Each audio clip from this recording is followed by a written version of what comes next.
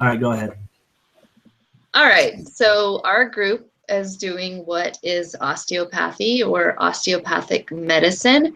And osteopathic medicine is a distinctive form of medical care founded on the philosophy that all body systems are interrelated and dependent upon one another for good health.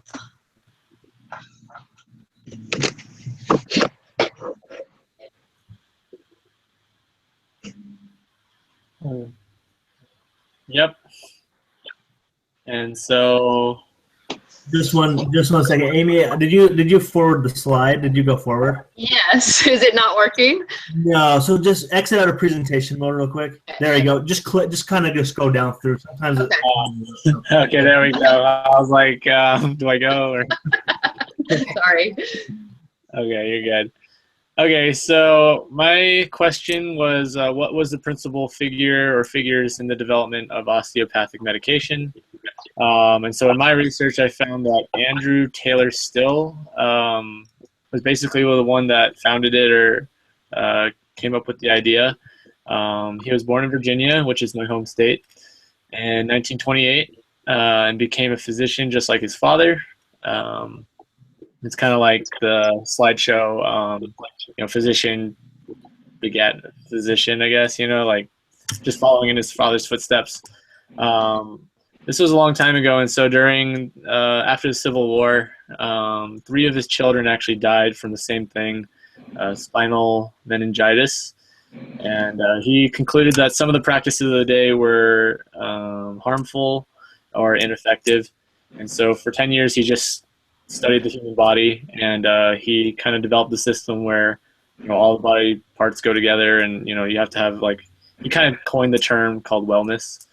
And so yeah, and then that was developed in 1874. Okay, so just like John said, the idea was developed in 1874 by Andrew Taylor Still. So he opened the first medical school for osteopathic medicine. That was in 1892, and that's A.T. Still University, and that's located in Kirksville, Missouri.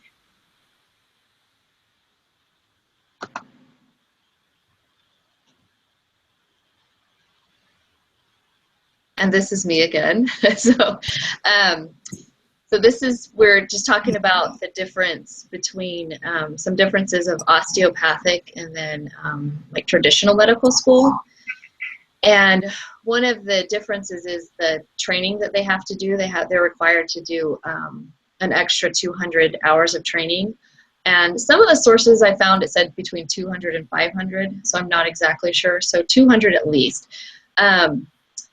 And they learn how to do different training that they learn to use their hands and some manipulation techniques of the musculoskeletal system. A lot of DOs usually become primary care physicians, where MDs tend to specialize in something else like dermatology or cardiology. And there's lots of different things they can specialize in. Another difference that I found, which I thought was interesting, is an exam that they take for licensing. The DOs take a comprehensive medical licensing examination, the COMLEX, and the medical students that are getting an MD take a different one, and it's the United States Medical Licensing Exam. And then I also thought this was interesting that DOs seem to be more prevalent in rural areas. Okay, so are just somewhat of where the locations are for osteopathic medical schools.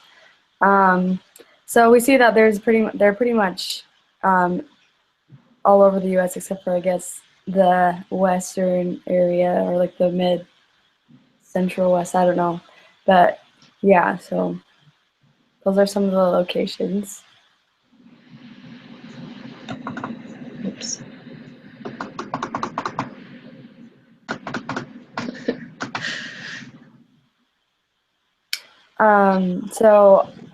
My other question was, are there feelings of competition between MDs and osteopaths? And what I found was there's a difference in what they're trained in and how they are trained. And because of that, there can be a little bit of maybe not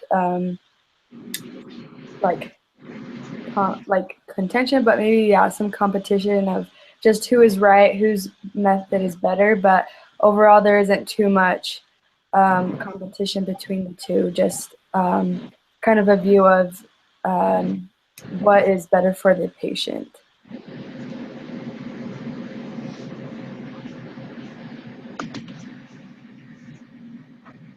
AT still, again, founded the idea of osteopathic medicine in 1874, feeling that the body should work together as a whole and that all things were interrelated. With that idea, with the portion of the body that is manipulated and the body could work better to heal itself. DOs are required to take the additional training to learn to manipulate the body like the physical therapist or chiropractor would do. Like somebody said, between 200 and 500 hours. The manipulations may have once been the only thing that divides the 2 degrees.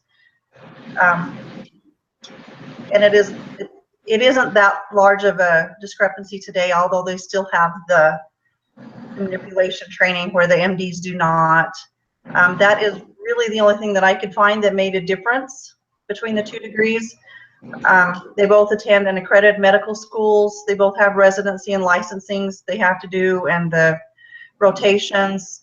They're both licensed to practice anywhere in the United States. And one recent change that has just barely happened, and I heard this from my son that's a medical student, not on anything that I found online, is that they're changing the standard application that they use to apply for residency.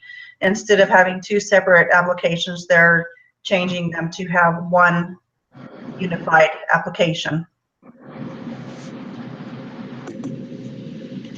Okay, so I was able to interview somebody that is a first-year medical student going to the Texas College of Osteopathic Medicine at the UNT Health Center.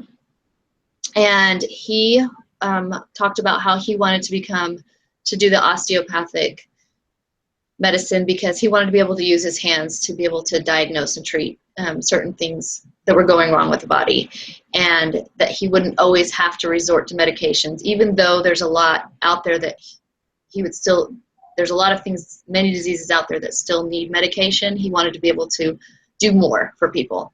And he said that he did feel like there were some differences. First, the philosophy of the holistic medicine is more emphasized in osteopathic medicine, but most of the principles in both are the same. And he talked about the implementation of the osteopathic manipulative medicine. It's called OMM, is what they refer to it as. And this is where they teach you how to use your hand to treat the body, which is hands to treat the body by doing that manipulative work on the body. So he said that, like, in a clinical setting, the DO patients are more likely to be retained because they're getting that done to help them feel better right on the spot. My son, who is in university in his 3rd year of medical school, he said that the only reason for him choosing an MD over a DO was at the time he made the choice that it was easier to get into a residency program, that typically 99% of MD students are matched for a residency program in their 1st year out of med school, whereas 75% of the DOs and students that go to an out-of-the-country medical school are matched with the residency program their 1st year out of medical school. And with the recent changes that are being made, that is no longer going to be an issue where they're going to be, it will be equal for all of them. The DOs do have to take more of the training and manipulation. He asked some of his colleagues and professors who have the DO, and they said that rarely they use that. Once they've done their training, that rarely when they get into practice do they use that. But again, I think that would probably depend on the patient that came in. stated that the DOs are every bit as qualified as the MD. We've heard more about the MDs. They've been around longer. So, but the DOs are every bit as qualified and are equally capable of providing great medical care.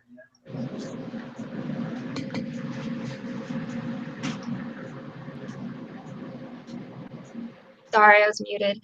I was focusing more on Abraham Flexner. He was a really important guy in the history of American and Canadian medical education. So what the Flexner Report is just a commentary on early medical education, and it kind of like created our modern version of our medical education. So Flexner, he was a teacher. He had nothing to do with any medical field, and he actually school for teaching. And he, when he got onto a program or a project that people were doing, and he started studying medical education in the United States and Canada. So prior to the report being published, the problem with medical schools were that they were mainly just trying to get as much money as they can. They didn't really about their education of the students. They just were more focused on getting the money from the students. Flexner actually studied all of this throughout the schools, and he spent a lot of time on it. And he proposed that the North American medical education system tradition, because the Germans, their medical education system was more hands-on, clinical trials, putting in your input, contributing as much as you can. So we kind of started adopting this from his report.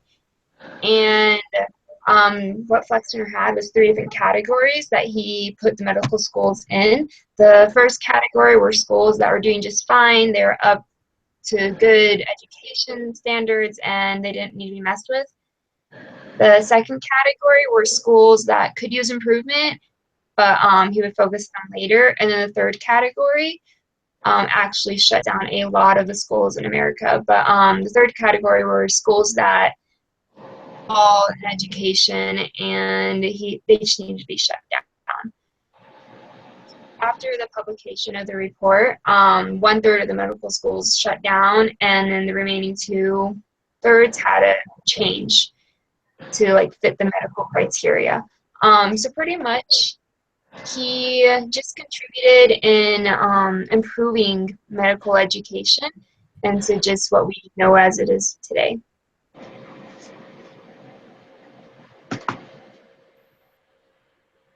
That's the end of our presentation.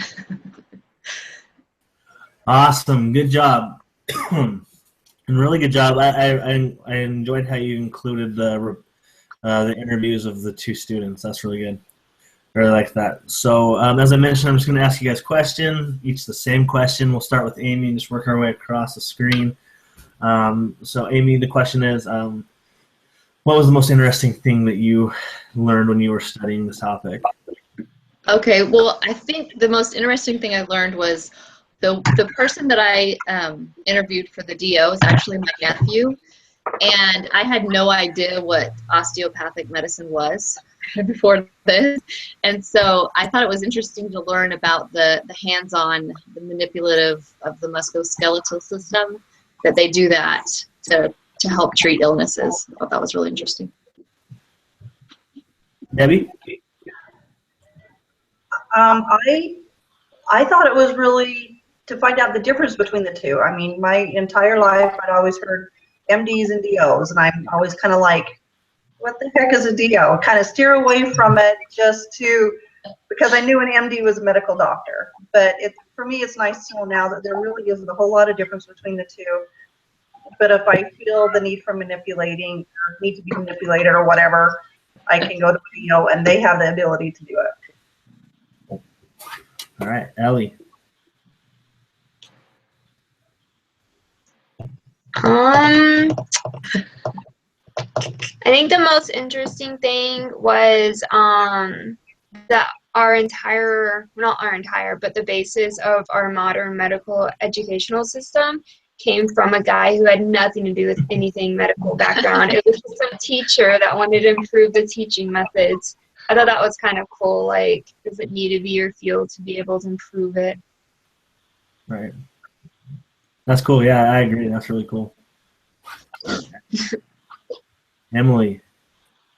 Yeah, I just thought it was cool that there's like 2 different kinds of doctors, and then like with the DOs, how they just like their focus is on the whole body instead of looking on just like a specific reason why you're feeling pain or illness. They're looking at other reasons that might contribute to that and how they can kind of help you get the best help that you can. I don't know. I just really like that kind of method of viewing the whole person instead of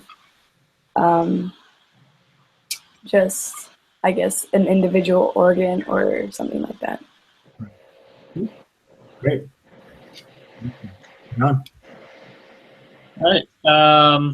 Kind of like everyone else, I had no idea what osteopathic medication was, and with our group, I'd get random texts, and I'd just be like, "What is going on? Like, I don't know what to study. I don't know what this is." But I started studying it, and it's a very interesting thing. I didn't even know that was a real thing, to study more of like the body itself and like how they all work together instead of just individual parts and everything. And so that was really interesting. And then hearing, or just like studying the history of Andrew Taylor Still and kind of how he got into that. It's a really interesting story. And so I really like the history aspect of it, and then just figuring out what it is. So. What it was. Definitely. Definitely. All right. Well, I'm going to stop the recording now. But